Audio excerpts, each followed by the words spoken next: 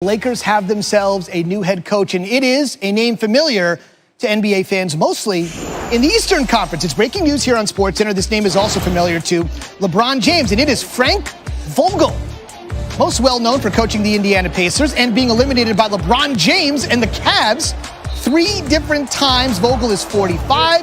Woj is reporting this. He'll join us in seconds, as you see on your screen as well, in addition to the coaching staff in the form of a guy many of you know. Adrian joins us tonight here on SportsCenter. First things first, I guess, what made Vogel the choice after the nearly 6 or so candidates they interviewed, Adrian? Zubin, Frank Vogel flew in on Thursday, met with Lakers officials, and had an offer today to become the head coach. He'll sign a 3-year deal. I'm told Jason Kidd will be a prominent assistant on his staff. And, you know, part of the intrigue with Vogel in Los Angeles has been Kurt Rambis, Phil Jackson's positive view of him as a head coach. Phil Jackson interviewed him in New York. He was a runner-up to Jeff Hornacek. And it is another reminder of the influence, the growing influence that certainly Kurt Rambis has in that Lakers front office in an advisory role, along with general manager Rob Pelinka. And the fact that Phil Jackson still looms in this organization, Vogel was a favorite of theirs, and it certainly helped gather his candidacy momentum in L.A. What do you think the reaction around the league is to this particular hire? I think around the league, Frank Vogel is a respected head coach. He is very good on the defensive end.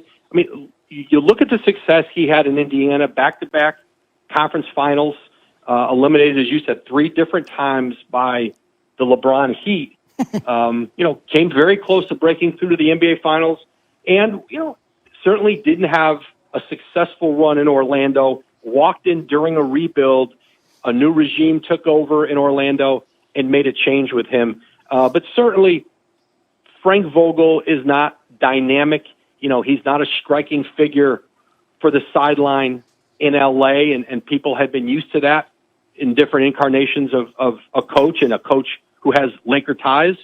But around the league, Frank Vogel's a respected head coach. Hey, real quick, I want to go back to Rambis. I think a lot of fans understand the relationship between Jeannie Buss and Phil Jackson, what Phil Jackson did with Kobe and Shaq. Rambis himself is a great former Lakers player, but how do you explain the influence of not just Kurt Rambis, who doesn't have the greatest NBA resume as a head coach himself, and his wife Linda, and all the reports I'm seeing from you and all the other insiders about the influence they have in this organization?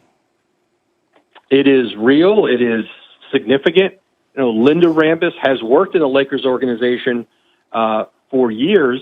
She's a close confidant of Jeannie Buss, the owner, and Kurt Rambis, has been in the Laker organization as an assistant coach with Phil Jackson, left, was a head coach in Minnesota, was an assistant in New York, and now is back in L.A. in the organization. He was a part of these interview sessions with candidates, and he's a part of the decision-making process. And there's no, I would not underestimate the impact that the Rambis family has on this hire and other decisions that are going to be made in basketball operations in L.A. Last thing for you. I know many NBA people that have been observing the league for years said that when Dr. Jerry Buss was alive and he dangled any job, people would leave whatever their current job was to go work for him in Los Angeles. Now that this coaching search has come to an end, how would you describe the way it unfolded? Scattered. And I think it spoke to the way the process played out, spoke to, I think, how many different voices there are in Laker leadership. And they overestimated the lure of that job in their pursuit of Monty Williams and their pursuit of Ty Lue.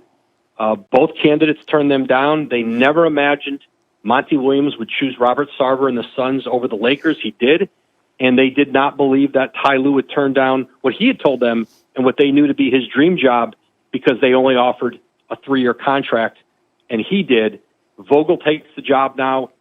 I'm told he's signing a 3-year deal. Jason Kidd as a prominent assistant on that staff, and the Lakers now will have a coach in place as the draft combine comes next week, and they start to prepare for free agency in July. Yeah, much like Lou's deal, the one that Vogel's going to sign, if indeed Woj says it's a 3-year deal, would match up with LeBron James, who currently has, of course, 3 years remaining on his contract with the Lakers after a disappointing first foray in Los Angeles. That's the NBA's best insider with the NBA's biggest news today. The Lakers have a coach. Adrian, thank you.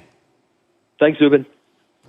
Much more coming on this particular hire in just a second. Vogel inherits a 34-year-old LeBron along with Kyle Kuzma, Brandon Ingram, and Lonzo Ball, of course, all in their 20s.